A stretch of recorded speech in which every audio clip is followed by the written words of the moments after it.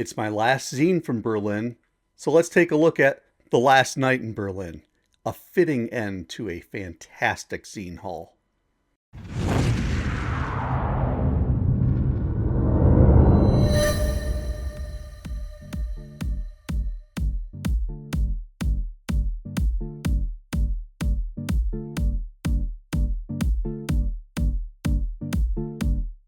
Alongside FANzine Live, I also run a small press publishing house. It's called Phoenix Productions, where I create and publish my own comics and zines. It's a passion project.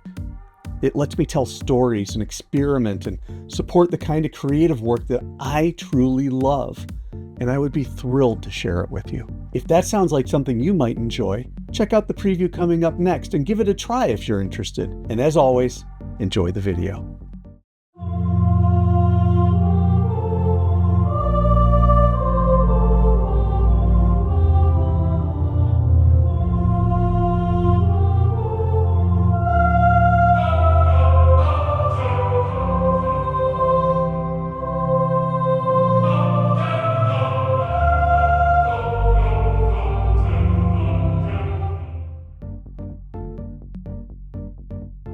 And hello everyone, it is FANzine Live. We are looking at World Zines today. It is indeed our last night in Berlin. And I have to tell you, this is sad. With this book, I will have totally cleaned out my zine haul from my 2024 summer trip to Berlin, Germany, and Renate Comics. That was such a great haul. I cannot express how much I enjoyed it. I really hope that anybody who goes to a city that they're not familiar with looks up zine shops and spends a few minutes and hopefully a couple bucks and gets themselves something totally new, because every city that I went to over in Europe, also I guess you could now say for cities like Seattle, where I went to the Short Run Comics Festival, when you get away from your home region, you get new and different and interesting material, and it is just great. The perspectives are different. The storytelling is different. Sure, there are some similarities, but it's not entirely the same. This is a great example. Another book out of Berlin by John Combe. Again, I don't know how to do the caret on the top, how to pronounce that, so I'll just go with Combe. But anywho, just another night. No one sensed anything extraordinary was about to happen, and yet something was approaching the earth at a speed no man-made object had ever reached. I forgot to mention, great construction. Wonderful cardstock on the outside, gloss, nice gloss interior, beautiful coloring. It's just an overall great book. Good stuff.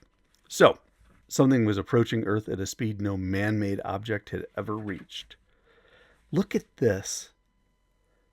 The object is a sphere, and what a brilliant idea to use the circular pattern to show how this sphere comes to Earth. And he just comes along and it finally drops on Earth. Poof. Right next to a rabbit. Rabbit checks it out. The owl checks it out. And then it starts moving on its own. And it's finding its way into a trash can. And these guys have noticed it and they're going to go check it out. Notice this is in English. Really helpful.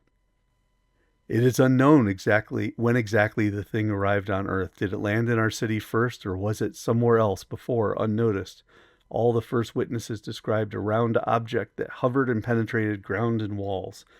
It seems its primary form was a simple sphere. The question now remains, did it always have the ability to shapeshift, or did it evolve to mimic humans? The ball breaks in two, and now he's kind of got legs. I like this look, the kind of wobbly leg look that he's got going on here. It reminds me so much of the Winsor McCay stuff with the beds and the furniture with the big, long, wobbly legs. It has that same feel to it. Almost also like a Golden Age cartoon, not comic cartoon, but like the animation, the Golden Age animation. It has that feel to it. And it hits right. I like it. So yeah, they're finding this thing and they've decided they're going to go catch it. And it's just, 3-4 guys just running around in Berlin. And they try to catch it. They get it. They say, see, I'm peaceful. Of course he gets smacked. Leave me alone.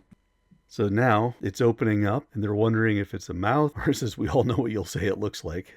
So anyway, they ask him if he likes beer. So they give him some beer. Doesn't seem to have an effect on him. Now they don't have any beer left, so they've got to go to the store. So they ask him if he wants some. And of course, not knowing how money works, the alien robot decides to grab his own beer. Now they've done a theft. They got to run. And notice they're all in it together, even the little robot. And again, these panels are perfect. Look at how he does the speed and the direction using the round panel stretched out into ovals to give that feeling. Or like in this case, using it to show the width of the room. This one's slightly higher to show the height of the refrigerator unit. It's just really smart cartooning. Anyway, they have a, freeze. Cops have found him, but they run away. Now they don't know what to do with themselves. Looks like he throws up or maybe relieves himself. You can tell they're in Berlin. That's the East Berlin TV tower. And they've decided they're going to go. Oh, now they're smoking. They give him a smoke. So they've decided they're going to go to the club. They bring him with them. Look, they even do the round circle there, the round panel there for the club, but you still got the brumchick bumbrick bump. So they're clubbing with the robot, but they can't find him anymore. They said, oh, you saw it too? No, he's our friend. We don't know where he's gone. Did he check the other room? So now they've lost him in the club.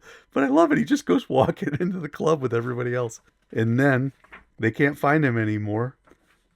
But look, he left, and look what he took with him. The disco ball. It's great. It's the creature's last night in Berlin. I think that's wonderful. It's a cute book, really well told. The book itself is immaculate. The design and construction and illustration on the book, just perfect. I couldn't ask for a better way to close out my Berlin stuff. I just wish there was more of it. I just wish there was more. So I guess I'm going to have to go back one of these years.